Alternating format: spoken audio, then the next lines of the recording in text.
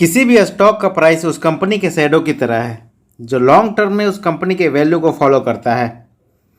Stock investment के लिए research करना बहुत ही ज़्यादा इम्पॉर्टेंट है और मोर देन दैट उससे भी ज़्यादा इम्पॉर्टेंट है कि आप रिसर्च करो इन्वेस्टमेंट करने के पहले। स्टॉक सिलेक्शन में पहली चीज़ जो ध्यान रखनी है वो ये कि मैनेजमेंट इनोसेंट होना चाहिए। सेकेंड, मैनेजमेंट में ग्रोथ एम्बिशन होना चाहिए। थर्ड, बिजनेस में लॉन्गिविटी होना चाहिए, यानी कि लॉन्ग टर्म में बिजनेस कितना ग्रो हो सकता है, कंपटीशन में टिकेगा या वॉश आउट होगा। किसी भी तरह की स्थिति उस बिजनेस को चकनाचूर न करे उसी कंपनी में इन्वेस्ट करना चाहिए। फोर्थ है पास्ट परफॉर्मेंस। मैनेजमेंट ने जो पास्ट में प्रॉमिस किया है वो कितने फुलफिल हुए हैं। फिफ्थ है बैलेंस शीट। कंपनी के बैलेंस शीट के ऊपर कितना कर्ज है, कहीं ऐसा तो नहीं ना कि कंपनी के प्रॉफिट का बहुत बड़ा हिस्सा इंटरेस्ट पेमेंट करने में ही जा रहा हो। ज़्यादा कर्ज लेने वाली कंपनियां भी अवॉइड करनी है और ऑलरेडी किसी कंपनी के ऊपर बहुत ज़्यादा कर्ज है तो उसको भी अवॉइड ही करना है लॉन्ग टर्म इन्वेस्टमेंट के लिए। ये सारे के सारे बहुत इम्पॉर्टेंट है किसी भी कंपनी के ग्रोथ के लिए। अब इन सभी चीज़ों को हम कुछ एग्जाम्पल के साथ समझते हैं।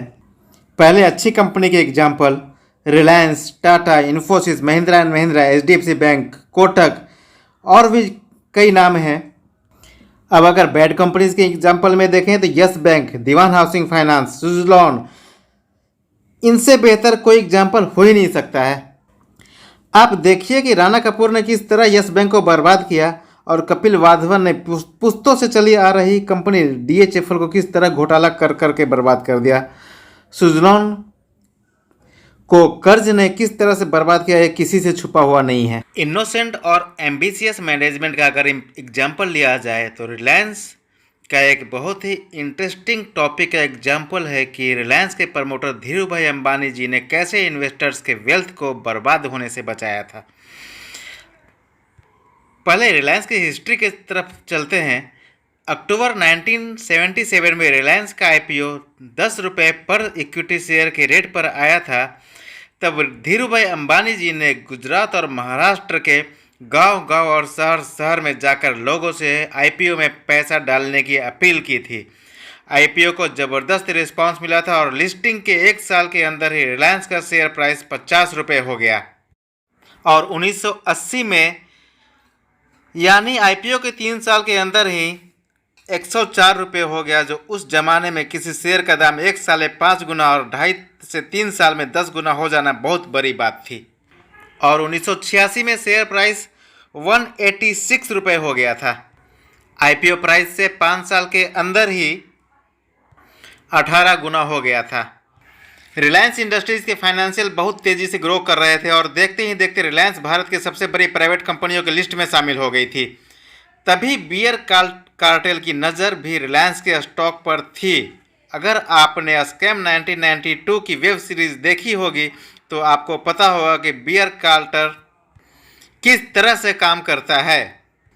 स्कैम 1992 वेब सीरीज़ अगर देखी होगी तो आपको पता ही होगा कि मनु मानक बियर कार्टेल बनाकर किस तरह से काम करता है। इसमें यह बहुत अच्छी तरह से दिखाया गया है। बियर कार्टेल ऊपर के रेट में शेयर बेच देते हैं, फिर रेट गिराकर खरीद लेते हैं और इस तरह से प्रॉफिट कमाते हैं। 1982 में भी रिलायंस के शेयर्स बियर कार्टेल की नज़रों में आ गया था और उसी समय रिलायंस ने राइट इशू और पार्शियली कन्वर्टेबल डिवेंचर्स का अनाउंसमेंट भी किया था। धीरू भाई अंबानी जी उसी समय इंडियन मिडिल क्लास के ड्रीम बन चुके थे। उनकी रैग्स टू रिचेस स्टोरी कई लोगों को इंस्पायर कर रही थी और वो इंडियन मिडिल क्लास के स्टार बन चुके थे। तो वहीं ये धीरू भाई अंबानी जी बियर कार्टेल की आंखों में खटक रहे थे। ये लोग इन्हें नीचे गिराने की फिराक में भी थे और उसी समय 1982 में रिलायंस के शेयर 182 के रेट के जाने पर बियर कार्टेल ने 3,50,000 यानी 3.5 लाख शेयर शॉर्ट सेलिंग कर दिया था और रिलायंस के रेट को नीचे गिराने लगे थे। उस टाइम में सेटलमेंट 15 से 21 दिन पर होता था, यानी 15 से 21 दिन के अंदर या तो जितना शेयर बेचा है वो खरीद लो या फिर शेयर की डिलीवरी दे दो स्टॉक एक्सचेंज को। रिलायंस का शेयर प्राइस गिरता जा रहा था, तभी अचानक से दूसरे तीसरे दिन मार्केट में कुछ अजीब सा होने लगा और अचानक से बिग बाइंग ऑर्डर आने लगे रिलायंस के काउंटर में। और जो भी शेयर सेल कर रहा होता था, कुछ एनआरआई इन्वेस्टर्स उन शेयर्स को बाई कर लेते थे। उस समय बियर कार्टेल से बड़ी बड़ी कंपनियां, बड़े बड़े इन्वेस्टर्स भी घबराते थे, इतने मजबूत होते थे ये बियर कार्टेल। और बियर कार्टेल ने कभी यह अनुमान भी नहीं लगाया था कि उनके ही अखाड़े में आकर कोई उन्हें पछाड़ देगा। और सारे बियर कार्टेल, सारे बियर्स अपने ही बिछाए हुए ट्रैप में फंस गए थे, क्योंकि ये लोग जो शॉर्ट सेलिंग कर रहे थे, इनके पास तो शेयर्स थे ही नहीं। और रिलायंस के शेयर का प्राइस भी बढ़ते जा रहा था और स्टॉक एक्सचेंज के सेटलमेंट का टाइम भी नज़दीक आ रहा था। बियर कार्टेल्स को बहुत बड़ा लॉस होता हुआ नज़र आ रहा था। अब एनआरआई इन्वेस्टर्स जो शेयर्स परचेज किए हैं, वो शेयर्स की डिलीवरी की डिमांड करते हैं, लेकिन बियर कार्टेल के पास डिलीवरी देने के लिए शेयर्स ही नहीं है। और रिलायंस के शेयर्स का रेट भी बहुत बढ़ चुका है और ये इतना बड़ा इशू हो गया कि बीएसई यानी बॉम्बे स्टॉक एक्सचेंज को 4 दिन के लिए बंद करना पड़ा था। उस समय में ये इतना बड़ा इशू हो गया था। और जब ये बात बाहर आई कि रिलायंस के शेयर्स में बियर कार्टेल के पास सेटलमेंट के लिए शेयर्स ही नहीं है और इतनी बड़ी क्वांटिटी में शॉर्ट सेलिंग किया है, तो रिलायंस के शेयर में और तेज़ी आने लगी। रिलायंस के शेयर 201 रुपये के ऑल टाइम हाई को छू गया।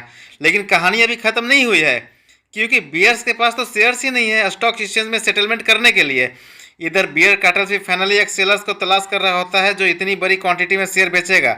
और बियर कार्टेल ने सोचा कि चलो ये एंड ऑफ द स्टोरी है, एक बार सेटलमेंट हो जाए, फिर ऐसी गलती दोबारा रिलायंस में नहीं करेंगे। लेकिन यह एंड ऑफ द स्टोरी नहीं था। बाद में बियर कार्टेल को एक ऐसा सच मालूम होता है जिससे उनके पैरों के नीचे से ज़मीन खिसक जाती है, क्योंकि बियर्स ने सेटलमेंट के लिए जो शेयर खरीदे थे, उसमें से मेजर सेलर थे रिलायंस के chairman and managing director Dhiru bhai Ambani. Beer cartel अब तक तो समझ रहे थे कि खेल वो खेल रहे हैं, बाद में बियर कार्टेल को पता चलता है कि हमारे ही बिछाए हुए जाल में धीरू भाई अंबानी ने हम लोगों को ही फंसा दिया। असल में धीरू भाई अंबानी इतने स्मार्ट थे कि वो रिलायंस के शेयर में तेज़ गिरावट आते ही उन्होंने उस समय के इंस्टीट्यूशंस और बिग इन्वेस्टर्स जो बिग क्वांटिटी में रिलायंस के शेयर होल्ड करते थे, उन्हें फ़ोन लगाना और फ़ोन लगाकर पूछना शुरू कर दिया था कि क्या वो शेयर सेल कर रहे हैं। तो पता चला कि बिग इन्वेस्टर्स तो शेयर सेल ही नहीं कर रहे हैं। तब वो समझ चुके थे कि जो शेयर प्राइस की गिरावट हो रही है उसमें बियर कार्टेल का ही हाथ है, क्योंकि रिलायंस के फाइनेंशियल कंटिन्यू राइजिंग मूड पर थे। और उन्होंने उसके बाद के एक इंटरव्यू में उन्होंने इशारों में एक खुलासा भी किया था कि उनका एक ऐसा भी टाइम था जब बैंक और प्राइवेट लेंडर्स ने उन्हें लोन देने से मना कर दिया था। तब इन्हीं रिटेल इन्वेस्टर्स ने उनके आईपीओ, राइट इश्यू और डिवेंचर्स में पैसा इन्वेस्ट किया था। अगर शेयर का प्राइस गिरता तो उन्हें या उनकी कंपनी को तो कोई ज़्यादा फर्क नहीं पड़ता, लेकिन वो रिटेल और स्मॉल इन्वेस्टर्स जिन्होंने धीरू भाई पर विश्वास करके पैसा इन्वेस्ट किया था, वो पैनिक में आकर शेयर बेचने लगते और रिटेल इन्वेस्टर्स का बहुत नुकसान होता। इससे प्रूफ होता है कि धीरू भाई अंबानी जी अपने शेयर होल्डर्स का कितना ख्याल रखते थे और उन्हें किसी भी तरह का कोई नुकसान होने देना नहीं चाहते थे।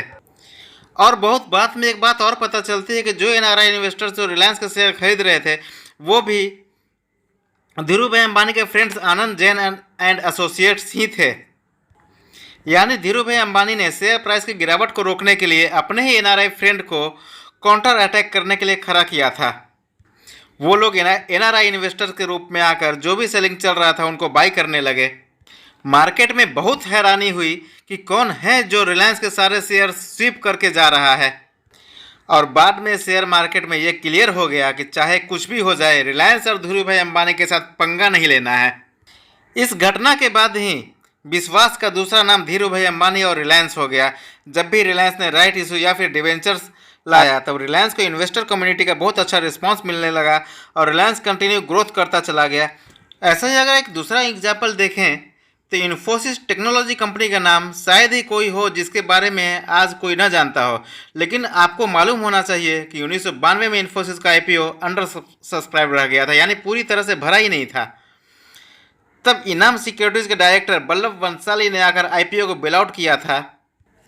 वल्लभ भंसाली ने इन्फोसिस के बिजनेस मॉडल को समझकर इन्वेस्ट किया और इनके बुरे समय में जब इंडियन फाइनेंशियल मार्केट 1994 से 1998 तक बुरे दौर से गुजर रहा था, तब केवल इन्फोसिस के डिविडेंड पेमेंट से ही इनाम सिक्योरिटीज के ऑफिस और स्टाफ की सैलरी और दूसरे सारे खर्चे पूरे हो जाते थे।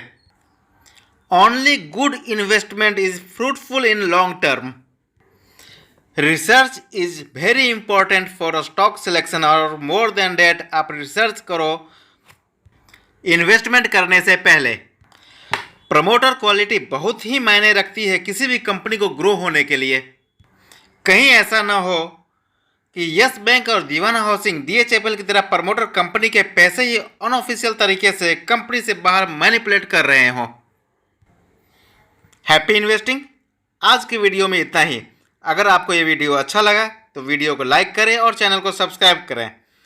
Thanks for watching this video.